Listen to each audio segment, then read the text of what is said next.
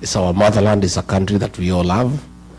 And much as you are here to look for opportunities, you have a lot of interest back home. Your parents are there, your relatives are there. That's where you are born. And if things go the way you would want, that is where you would like to retire. Isn't it? So you are very serious stakeholders in the welfare of our country.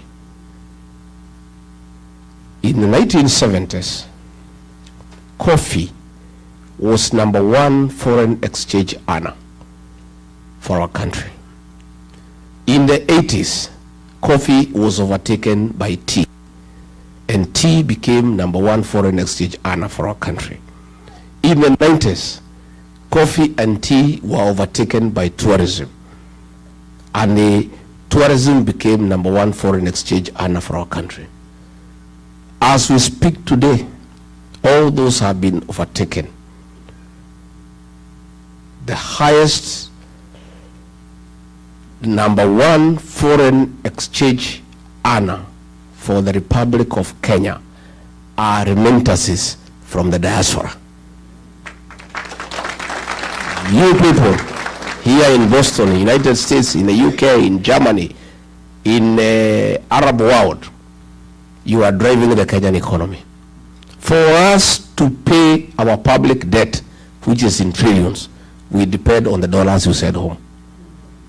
For us to import things from China, from elsewhere, the foreign currency that we depend on comes from you. For us to pay the ambassador here in Washington and the staff at the Kenyan embassy in Washington, D.C., those dollars come from you. You are a very serious partner of our economic development as a country. Where I come from, we rear some dairy cows. A dairy cow is only useful when it produces milk, and a lot of milk for that matter. For you to get milk from a cow, you must look after it very seriously and very carefully. You must make sure it has enough hay. You must give it dairy meal. You must give it sun. Nowadays, because it's cold, we are giving mattresses for the cows to sleep on so that they don't feel cold. Things are even getting more technical. If you want the cow to give you milk, and a lot of milk, we are now playing country music of Ken Rogers and Don Williams and Crystal Gill to our cows to produce milk. And if you don't take care of the cow, inakata na mazi? The diaspora brigade is a Kenyan dairy cow in matters foreign exchange. There is no way the dollars will flow to Kenya when the diaspora people are unhappy or when they are unsure of what is going on at home. They will even be more reluctant to send any money home if the president orders police to shoot and kill young children. They are not. Because they have children at home. They will not send money back home if that money is being given to Soprano to go bribing people in meetings. These diaspora people want to see construction of roads. They want to see provision of clean water. They want good health for their parents. They want to hear that hospitals have medicine. They want to hear schools, children are being taught and their books. They also want to know what is the safety of their investment back home. These people here are reluctant to send money home after the money has been taxed here in America for it to be taxed again in Kenya. And that is the conversation we want to have with you. Why do I want to have this conversation? Because I'm sure 100% there is going to be a regime change in Kenya. We are going to have a new government, and we want to start preparing our partners in the new administration. Yeah? There is no need for us to wait when we are sent Ruto home, then I start coming to ask you how we can work together.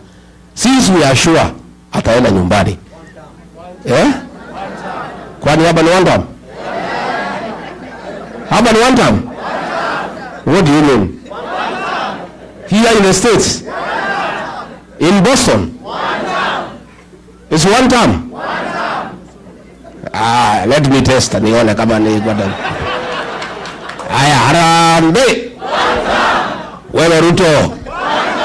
Wewe Kasongo. Wewe Kaongo. Wewe Zakayo. Wewe mtu ya kutenga. Wewe harabu wa shamba. Wewe mwizi. Wewe muuaji. Aende asiende? Atembee asitembee? No, nimekubali hapa ni one time.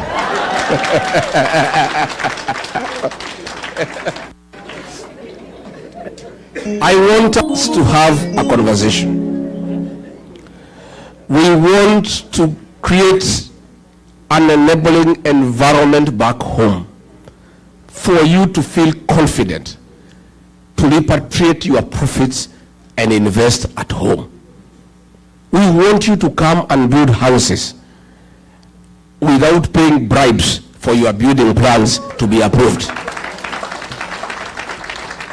We want to have a discussion how you can invest your dollars back home at an interest rate higher than what you are getting here in America. And I want to be very candid. It is foolish, indeed irresponsible, not to engage the diaspora people on how they can bring their dollars back home. The dollars from the diaspora are enough to drive our economy. We can borrow from diaspora, we don't have to borrow from China. We don't have to borrow from the World Bank and IMF. These people in this room and elsewhere across the world have sufficient resources that can drive our economy. But they cannot entrust their money to a corrupt regime. They cannot entrust their money to people who are stealing left, right, and center. And definitely, they also cannot entrust their money to those who kill their children. Because these are also Christians. They are people who are religious. They have some moral fabric that drives them, that you must be a morally upright person for them to entrust their savings with you. So that is the conversation along the way I'll be having for the time I'll be here, and I'll be back again and again, so that by the time we are going to elections, we have an MOU with the diaspora people. I know you have been betrayed, and therefore you may not be very quick in trusting us. I have been betrayed too, so that makes the two of us. Sindio? The Kenyan people have been betrayed. So now we cannot talk about betrayal because everybody has been betrayed. You know the kind of excitement the Kenyans people had when we elected Ruto as president. He promised many things. He said he'll put money in our pockets. Little did we know he would get into the pockets and remove the little that we have through taxation and stealing. So everybody is feeling bad. Everybody is feeling let down.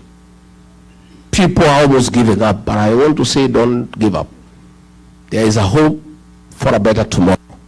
The Kenyan people are very resilient and they don't give up. I want us to have a partnership with the diaspora people.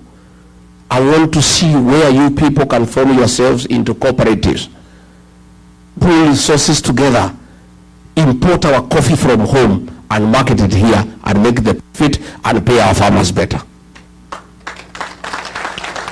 Our coffee is the best in the world. When you buy coffee here in Starbucks, it's impossible to afford. But the brokers take all the money, they don't pay anything back home. Our tea, our avocado, the prices here are crazy, yet the farmers at home are crying.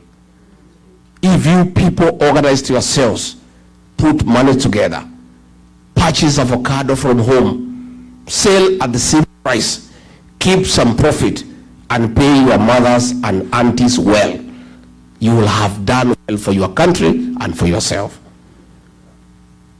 I have many ideas, but those ideas, I have to work with them with you and our children, the Gen Zs.